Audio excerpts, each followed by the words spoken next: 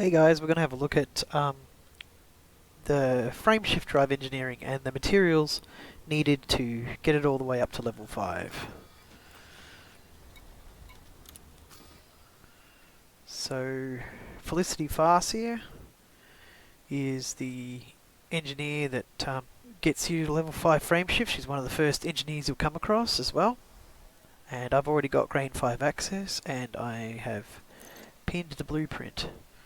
Now, this shows that we're looking at level 1, and all you need is atypical disrupted wake echoes. They can get collected from using a wake scanner and scanning random wakes from literally anyone who has used their frameshift drive nearby. Fairly common item. Level 2, you still need atypical wake echoes. And you also need chemical processes. Chemical processes are material, as you can see when I mouse over it.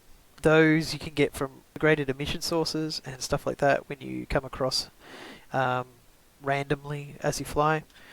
And you'll need a few, even though it says 1, you'll need a few because it won't let you just do it once.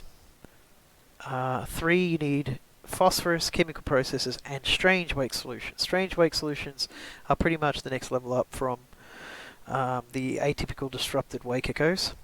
They're a little bit rarer. I still get it the same way, scanning wakes. Chemical processes are another material that you find from degraded emission sites or destroying other ships. They're a little bit rarer also. Phosphorus is a fairly common mineral. That one you can find on planets. Usually you just, once you've use your FSS on a star system and you check out planets that you can actually land on. As long as you've got a SRV bay, you can go and collect minerals on that planet. And even if the planet only says it's got like 1% or 3% of that particular mineral, they usually still appear fairly frequently. Level 4 is manganese, chemical distillery, and eccentric hyperspace trajectories. The eccentric hyperspace trajectories is once again the next level up from in the wake scanning. Much harder than the previous 2 to find, but still they pop up the same way. Chemical distillery is another rarer material than the one on the previous page, and manganese, that's still a fairly common mineral, once again you found by farming on planets.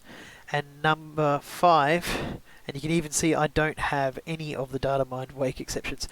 That's because they are the rarest of the lot, and if you're scanning wakes, you'll be there for hours just getting one. They're a pain in the ass. Arsenic is also another rare mineral, but fairly easy to find if you don't mind driving around a planet for a little while. Chemical manipulators are also a very rare material.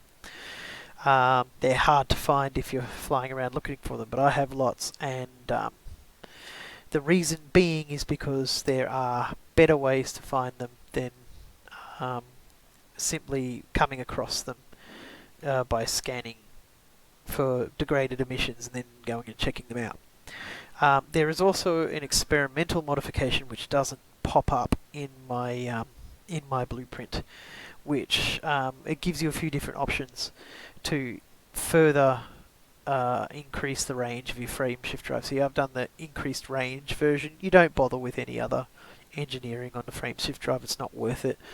Mass Manager is the experimental effect you'll go for, simply because that further increases your jump range, and it also has a few mats to go with it, not one each like it shows on these. It'll have like 1 of something, 3 of something else, and 5 of something else. So, you don't get the experimental until you're about level 3 or level 4 in your progression.